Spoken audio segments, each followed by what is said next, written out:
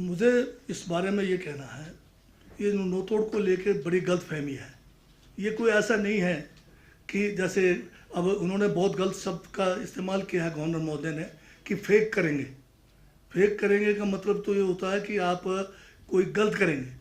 ये जो नोतोड़ नियम है, उस नियम के तहत बड़ा सिंपल है कि जिसके पास 20 बीघे से कम ज़मीन है वो पात्र व्यक्ति है, और 20 बीघे से कम, चाहे वो कांग्रेस का हो विचारधारा का, चाहे वो बीजेपी विचारधारा का हो, चाहे वो कम्युनिस्ट विचारधारा का हो, या वो किसी पार्टी से संबंध नहीं रखता है। पात्रता ये है कि 20 बीघे से कम हो, और जब 20 बीघे से कम है उसको 20 बीघे तक पूरा करना है। किसी के पास मान लो 18 बीघे है तो 2 बीघा और ले सकता है, वो भी तब अगर उसके रेवेन्यू एस्टेट में जगह हो।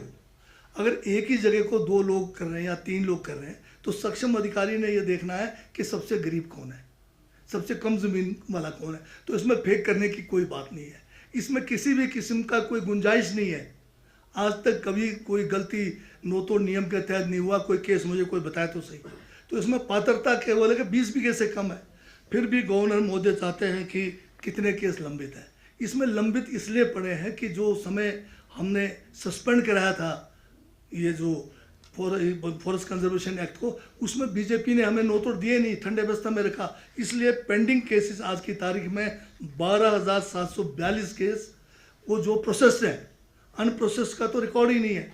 और आज भी आप नोतोड़ को अप्लाई कर सकते हैं, कोई रोक नहीं है अप्लाई करने पे। तो 12,742 केस हैं। गवर्नर साहब कहते हैं कि सबका नाम पता चाहिए, तो वो भी पहुंच जाएगा। पर उससे फर्क क्या पड़ने वाला है जब आपका नियम कहता है, पात्रता कहता है कि 20 बीघे से कम वाला कोई भी अप्लाई कर सकता है, ABCD कोई भी कर सकता है। तो ये जो अभी ये डाटा कलेक्ट हो रहा है पूरे डिपार्टमेंट से, तो पूरा बस्ता आ जाएगा, वो भी भेज देंगे। नेगी साहब, 2 सवाल इसमें महत्वपूर्ण है।